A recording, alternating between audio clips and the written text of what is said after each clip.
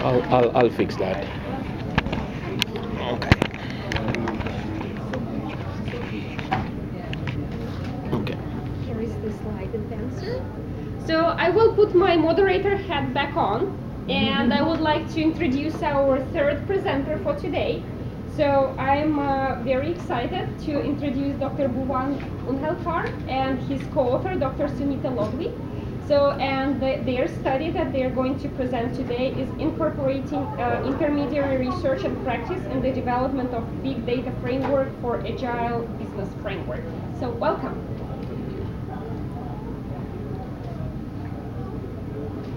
I was hoping that our Madam Chair will continue to speak a little bit more because just like all of you, I have no desire of waiting too long for the lunch.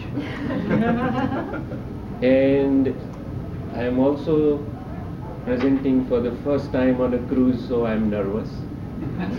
And I am speaking in a foreign language, so I am nervous. And I just enjoyed this morning when PhD students make their presentation, and I was remembering mine in 1992 when Professor Brian Henderson Sellers was my supervisor, and some of the criteria that he put on me were like no jokes, no colors on the slide, talk straight. I still value them, Now, because I am also a chair this afternoon, I better learn the art of moderating my own time. Katrina will be happy with that. So in the next 12 to 15 minutes, I will highlight to you what I have been doing in this particular space. This is my introduction. Now I have moved to University of South Florida. I am an associate professor in information technology. In my university, especially the Sarasota campus, we are celebrating our 40th year. So I'm wearing this 40th year pin, which is a big event, and we are promoting that everywhere. And of course, Sarasota has the best beach in the entire country, America, which is equivalent to saying the best beach in the world. But my daughter, who lives in Sydney, Australia, would disagree. So I have been working in the IT space, especially in software engineering, software modeling, and we heard a few presentations, including Katrina's, which says a consumer online is going to play and is already playing a major role in our day-to-day decision making. Now, my interest from an IT perspective is how is it happening in the background? I mean, this wonderful ship is sailing, but I have no idea what's happening in the boiler room, right? But that's the one that is making this ship go forward. So if we look at social media, mobile, all these Facebook, Twitter, and LinkedIn that we are making use of, what is happening in the boiler room is of interest to me as a professor in IT and getting my students up to speed. So there are two key words that have happened in the last 3 to 5 years. One is Agile, and we keep talking about Agile. And I have a book here which reads The Art of Agile Practice. It came out of CRC Press, and it's an engineering series. So Rich O'Henley, who actually operates out of Boca Raton in Florida, said, art? How can you have the word art in an engineering, software engineering book? And that's where my interdisciplinary world, if you like, comes into play. I doubt, so this is the book, I doubt whether we can really talk about any discipline these days as a single discipline. The mono-disciplined investigations have their own value, but in the work that you and I are doing, it is impossible to say that this is IT and this is not IT. This is hospitality and this is not hospitality. This is banking and this is not banking. Because each of our business domains are making use of phenomenal amount of other disciplines. So one of the work that I have been doing in the Agile space is basically working on psychology, sociology, and economics, which is ROI of software engineering. So again, not something that I can talk about in the given time, but something that I would like to allude to, and perhaps we can chat offline about it. So this brings me to an important question that is relevant to our discussion here. If we start research, and we have listened to a few very good research presentations, there seems to be a particular format that we are following. We are defining a problem, gathering data, undertaking surveys, have a methodology, do the analysis, produce results, validate or invalidate the hypothesis, some conclusions and recommendations. Is that the only way we can do research? And I can assure you that there are so many disciplines that I am following where that particular research methodology may not be applicable. So when we are trying to formulate the problem, if we already have a problem, then there is no need to formulate it. But the interesting part of modern day research is to imagine whether there is a problem or not. If I know a problem, then it is a known problem. But if I don't know a problem, I can't simply say it's a unknown problem because I have no idea. And interdisciplinary approach, and this conference is an excellent example of such, because I am getting to present here and I am a IT person, is to be able to come up with some approach where we can say a problem exists. Most of the time, take medical field for example, then unless I am sick, there is no opportunity for a doctor to say that a problem is occurring. But can we put methods and processes in place which can predict that a 50-year-old Indian migrant living in Australia, wife, 2 kids, is likely to have diabetes? And I'm giving you a realistic example. So I have said that when it comes to understanding a problem and going deeper and deeper, we want to start with a much wider angle. And when we are trying to apply the solution, we want to be very holistic.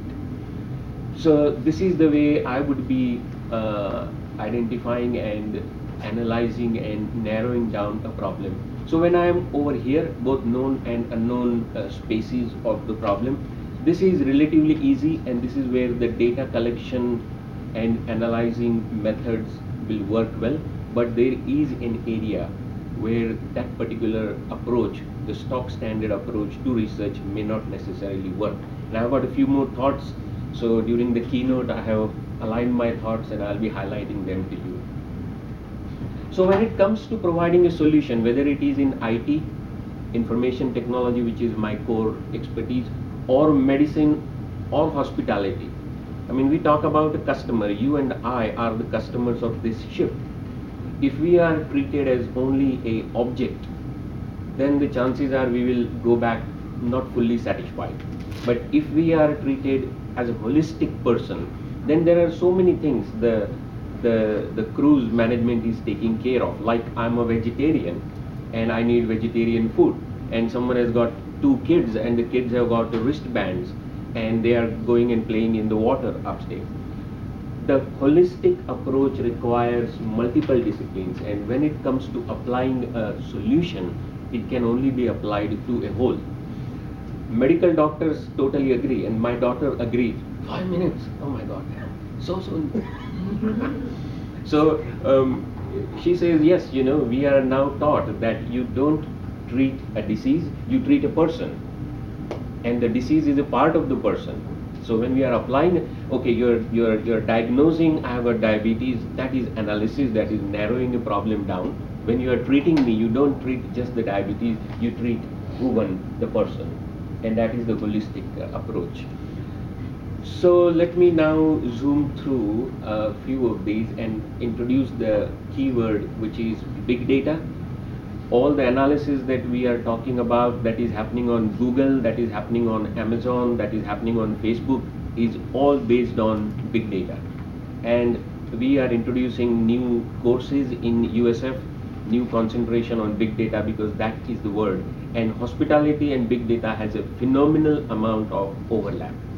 And very, very simply, to explain the word big data in a couple of sentences, you know, the Excel spreadsheet that we have used for the last 40, 50 years in computing is gone.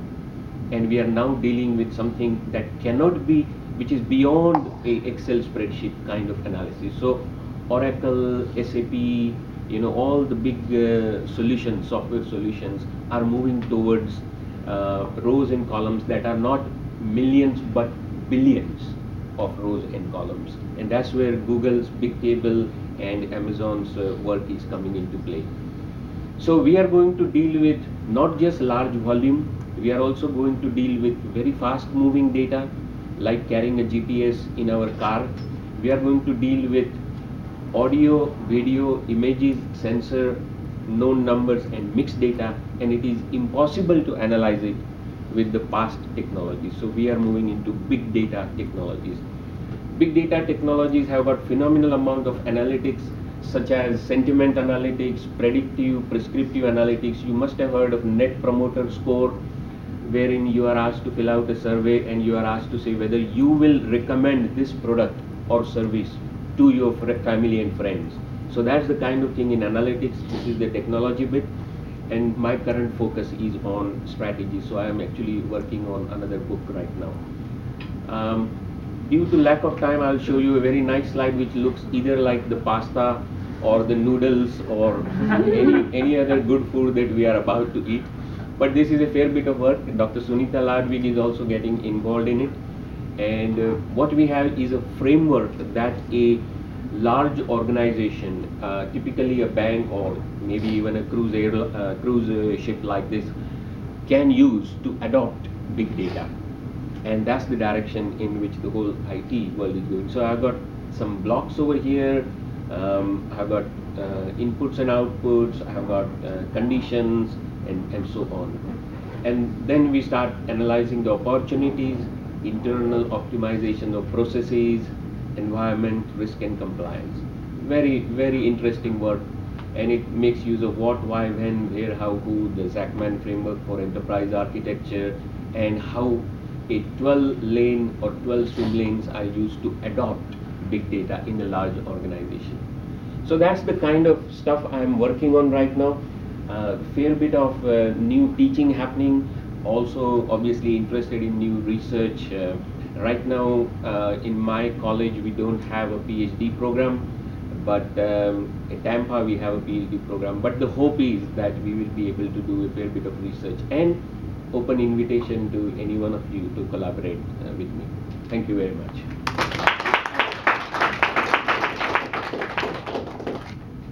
Any questions for our presenter? So hungry. So hungry. What did you see in that graph? Pasta? Look, yes sir, yes sir. Dr. Wuntelker, I just want to ask you a question about, for some of us who are not very familiar with big data, is this big data only for the big companies to handle? Because you said Excel, I think 65,000 lines you can record. That means that this is even larger than that. Do you have to, as researchers here, who may be hearing a lot about the big data, the buzzword, as a buzzword, like CRM 10, 15 years ago, is this something that we as the researchers do not have resources to study? Is it like companies like Google, Facebook, who actually own this data, obviously, and they can manipulate and get something out of it? What is your suggestions for researchers as a research area in different fields? Finance, hospitality, obviously, business. So I'm just curious about your thoughts on that. Yes. Now, big data, the word is a misnomer in my opinion. It is not necessarily big data, but it is complex data. Also, it is not necessarily owned data. I'll give you a very simple example. How does this ship company predict how many people are going to come on board?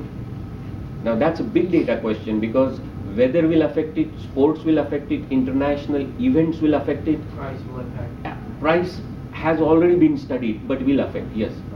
So the data that the company owns is one aspect of it, but the other data that can be borrowed and used in analysis becomes part of big data.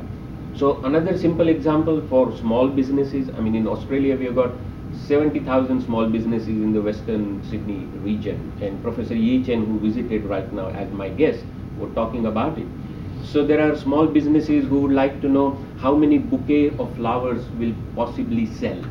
They don't own any technology, they probably don't even know how to use a laptop. Or a furniture manufacturer wants to know how many tables he or she should make. Now these are small business questions. The analytics can be hired, borrowed. So you must have heard of the term cloud, because we put our photographs, when we put our photographs on Facebook, we are actually putting it on the cloud. So cloud analytics is a great way for small business to make use of big data. And for all of us in this room and in this conference, that could be an area of immense interest, because your small coffee cart vendor, your small news agent, your corner shop selling milk, especially in New Zealand, where the market can be very, very small and the margins can be small. Now, Google Analytics can do that in terms of telling you how many people visited your site. The same engine can be used to tell me 235 cups of coffee are most likely to sell at 90% confidence level, Mr. Bhuvan. So you set up your coffee cart in a sports arena and you aim for 235 cups. Small business making use of big data. And then of course big business is making use of big data. The underlying engine is of great fascination to me, but out of scope for this chat. But the usage in hospitality, in tourism, in travel, in medical travel, like India is so big on medical tourism. Someone wants to have a valve replaced, they will go and first see the Taj Mahal and then go and get the valve replaced and eat all the curries and probably create another problem and go back. And the insurance companies are ready to pay for it.